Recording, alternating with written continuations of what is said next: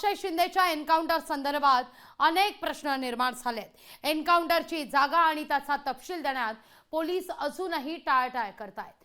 Police एन्काउंटरचा जी जागा सांगतायत, एन्काउंटरची जी जागा सांगतायत ती जागा ही नक्की कोणती आहे असा प्रश्न सुद्धा आतापर्यंत काही सुटलेला नाहीये। पाहूया।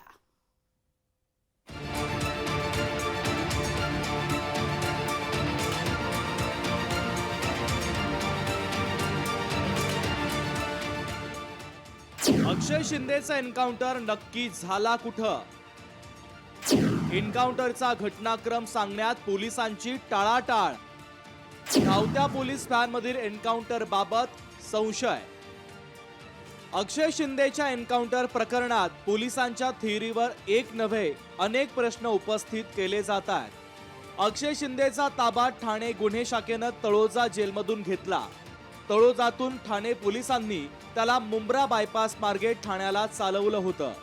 पोलिसांनी अक्षयला घेण्यासाठी एवढी मोठी व्हॅन का वापरली असा सवालही निर्माण होतोय।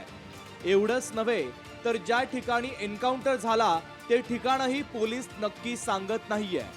पोलीस बोलताना मुंब्रा देवी मंदिराच्या पायथ्याच्या रस्त्याला एन्काउंटर झाल्याचं सांगतायत। तलोजा मध्यवर्ती कारागृह से कल उसको ताबे में लिया था और ताबे में लेके जब वो आ रहे थे थाना की तरफ, तब आरोपी ने पुलिस का रिवॉल्वर छीन के जो पुलिस के साथ पुलिस के ऊपर फायरिंग की। मुंब्रा बाईपास के यहाँ जो मुंब्रा देवी का जो मंदिर है उसके पायथे के नीचे वहाँ पे हुआ।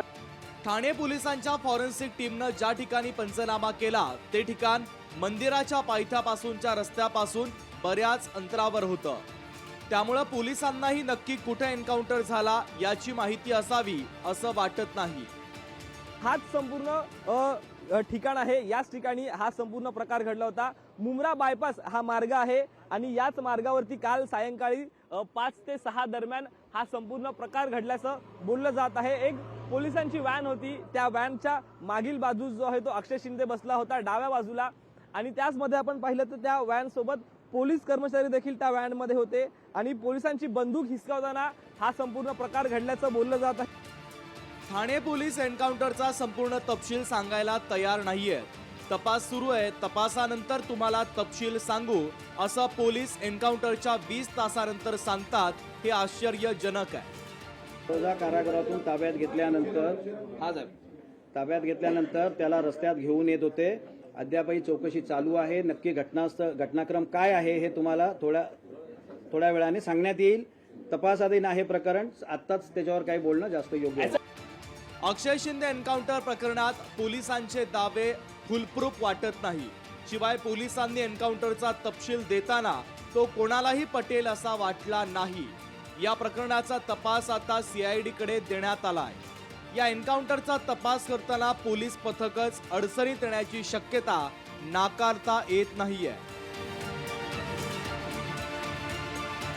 शुभम कोळी, लोकशाही मराठी, ठाणे।